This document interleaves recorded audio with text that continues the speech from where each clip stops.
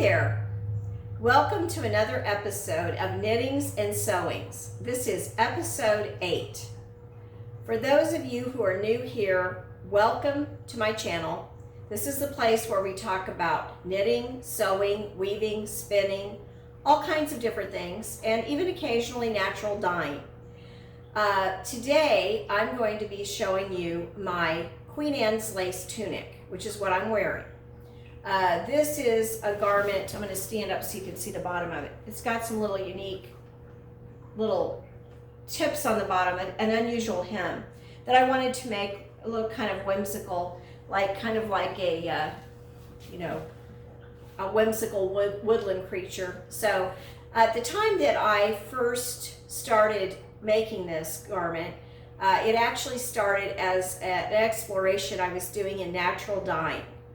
And it was back just after the pandemic had started in 2020, spring of 2020. I started watching a lot of YouTubes about natural dyeing, and I started reading a lot of books about it. It just seemed like something that I really could get into. And at the same time, I was reading a mystery novel by Susan Wittig Albert called Queen Anne's Lace. And after I'd finished playing around with, common kitchen vegetables like red onions, yellow onions, black bean dye, cold dyeing with black beans, and all kinds of different avocado pits, avocado skins. I eventually, as I was reading this Queen Anne's Lace book, which was a mystery novel, that sparked the idea of what about Queen Anne's Lace? Because it was just starting to bloom in my area. Around between June and July, it blooms the best. And it's a lovely little white, delicate flower that probably is actually part of a weed, I don't know. But I've always admired the Queen Anne's Lace, even as a child. Growing up, it was growing wild in the creek bed near my house. And so I would pick the Queen Anne's Lace, bring it home as bouquets for my mother. And so I've always had a special love for that little flower. And when I was reading this book, it sparked an idea that maybe I could dye with it. And so I found out that it makes a very delicate yellow, a very soft yellow. And I started making a lot of yarn with it using knit picks. They have some yarn, a fingering weight yarn I used, that you can dye whatever dye you want to use. And so I ended up with a lot of different skeins of this. And then also I started finding out that I could add a little bit of the red onion skin, and a different mordant. I usually use alum for natural dyeing, but if I used a little bit of iron water into the mixture, or using an iron pot you could do, I ended up getting a beautiful shade of chartreuse green. So I had a full spectrum by the end of my explorations in natural dyeing with the Queen Anne's Lace. I had everything from a very light soft yellow to a celery green, and then finally I had some darker chartreuse. And so I decided, once the weather started getting cooler, I put the yarn away for the time being, trying to think about what I could make with it. By spring of 2021, I decided, okay, I'm going to make a tunic, and I'm going to call it my Queen Anne's Lace tunic. I'm going to use that yarn that I made for the weft, and I picked out some other natural looking and some metallics and some other yarns I previously spun to use for the warp. But primarily it was my commercial yarns that I had in my stash I used for warp.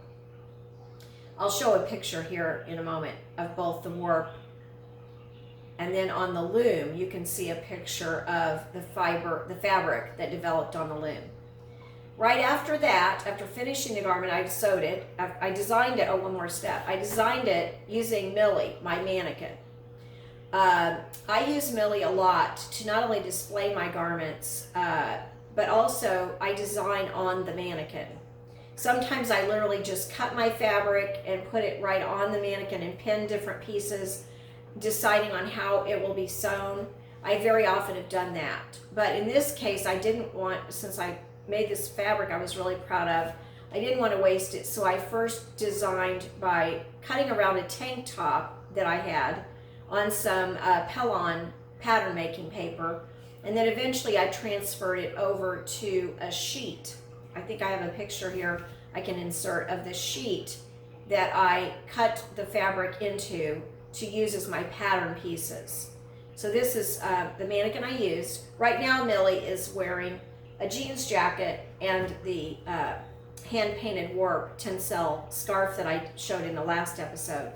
But the reason I have the denim jacket on here is because I'm going to be teaching a class at a local fiber festival on embellishing your jeans jacket. So I've been having her on the mannequin to get, spark my work on that class development. But anyway, on Millie last time when I was doing this tunic, I had the sheet material that I was pinning and planning the project. So soon after I finished the project, and I, maybe had just finished it, I ran into finding out about the MAFA conference. I was looking for an online conference since I couldn't attend at the time any real life conferences. They'd all been canceled. And I usually in the summer go to fiber festivals. So I decided when finding this MAFA, it's the Mid-Atlantic Fiber Association based out of the Philadelphia area in the Mid-Atlantic area. And this year, by the way, they are having a conference live June 22nd to 25th in Millersville, Pennsylvania. So if you are on the East Coast, you might want to look into that. They also are going to have a fashion show this year as well, both virtually and in person. So I had just discovered this at the time 2 years ago when they had their last conference. I just finished this tunic and found out that they had, not only could I attend the classes on Zoom, but I could also enter the fashion contest. So I decided, what the heck, I'm gonna enter this design that I just finished. The only rules for the fashion show, you can do anything in any of the fiber arts. So it could be knitted, crocheted, woven, any of those things. But they want you to have an original take on if you're using a commercial pattern or, a knit pattern from Ravelry or something like that. You just need to have made some modifications to the pattern and to be able to tell what pattern you used and how you modified it. So you don't have to design your own garment. But if any of you are into garment making and maybe you finished a garment this year you're really proud of, you might consider entering this year. There's up until May 15th, you can sign up online. So even if you're not attending the conference, I highly encourage you to go ahead and enter a garment that you have made this year. That would be a really fun stepping out that you could do.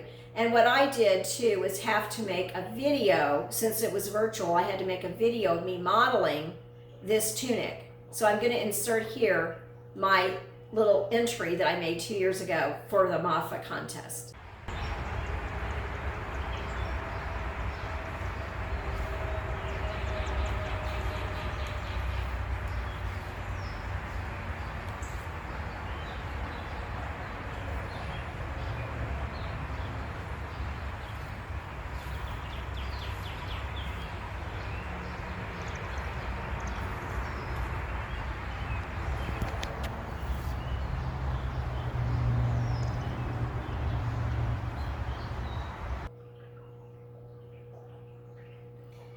As you can see, I was a very awkward model. Even though I was born on a Tuesday, and Tuesday babies are supposed to be full of grace, I am the exact opposite. I have no grace. I'm very clumsy and so forth, and I almost tripped.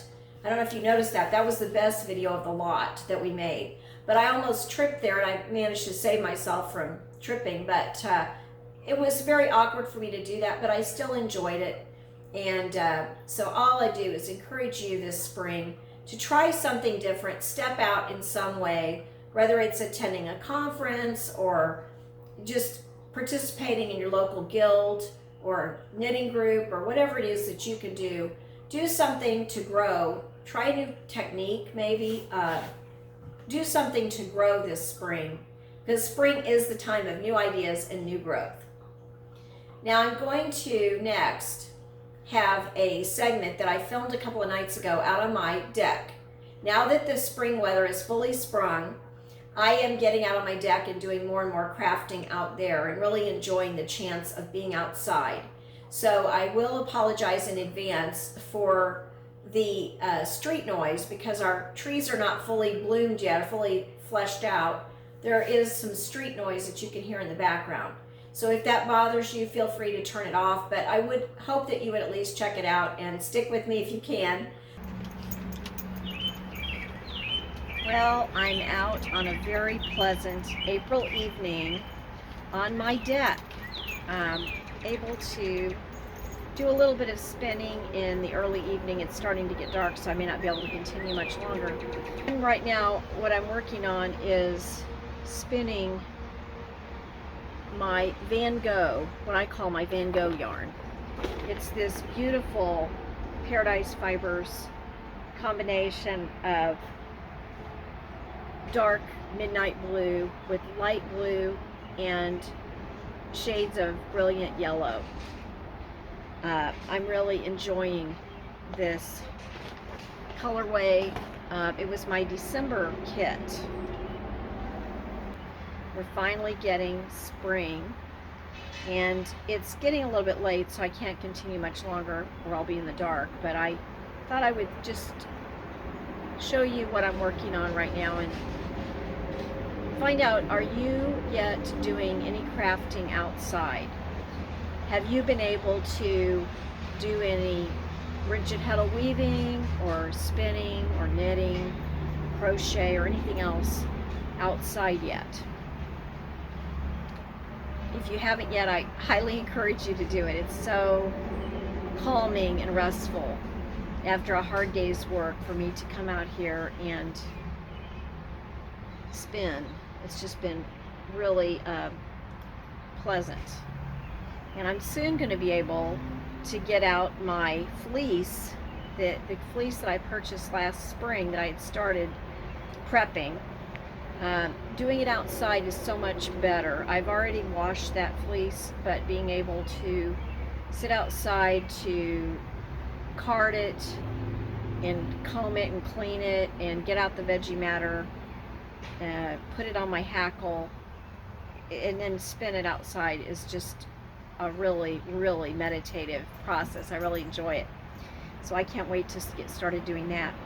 And soon, in early May, we are going to be having our Missouri Town event where they will sell fleeces. And I'm trying to decide right now if I'm going to purchase another fleece or try to get myself through, you know, the whole process of carding and spinning the first fleece. I've done a couple of skeins or 3 skeins of yarn with it already in the natural creamy color, and I really love the BFL fleece that I have been spinning. It's a BFL cross, but I'm just trying to decide, do I want to go get another one of those, or do I want to, you know, not sure yet if I'm just going to go to the event itself and not purchase anything, or if I'm going to purchase a fleece. And I'm also going to a few fiber events this summer, this spring and summer, where I may have a chance to purchase some fleeces, and I don't know if I'm going to again go about the whole cleaning process myself, or if I'm going to just purchase some already cleaned fleeces. I don't know, or fiber. But that's all up to the next few weeks or months to thinking about and deciding. But I'm very much getting excited about having opportunities to work outside again. I wanted to show you the fiber that I'm currently working on is the Paradise fiber, and I think I've mentioned this before.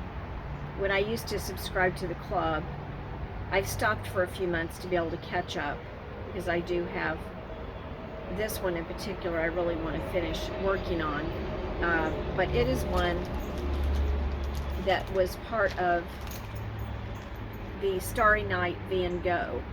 They were trying to emulate the colors from Van Gogh's painting of the Starry Night, and so I'm really enjoying spinning this. I've already spun up several skeins of it, and what I'm doing is spinning singles of it, and then I am plying those together in a chain ply. So it ends up keeping the colors very distinct because of the way that, with you're applying it almost like a crochet chain in that fashion, it keeps the colors intact. And instead of getting a blend of yellow and blue equals green, you get the distinct colorization staying distinct in your yarn. And I've also been warping up on my loom. I've been in the process of, I finished winding the warp for this project, and it's going to be a dark midnight blue boucle yarn, and then interspersed with a really beautiful tencel fiber yarn that is a midnight blue and light blue again. It has little tiny traces of green in it as well periodically. It doesn't have the yellow that this has. It has kind of a really sparkly, beautiful green. But I still think it'll keep in the theme of Starry Night, and I think the work will be beautiful. And then using this as the weft, I think I will hopefully get that Starry Night effect that I'm hoping to get. I've been fascinated as I'm doing this project. I've become pretty fascinated with VanGogh, and I've been watching some podcasts. Well, there's one in particular podcast that I often listen to anyway, that is called, I cannot think of the name of it. It's a, well, anyway, it's a historical podcast. I'll put the link below.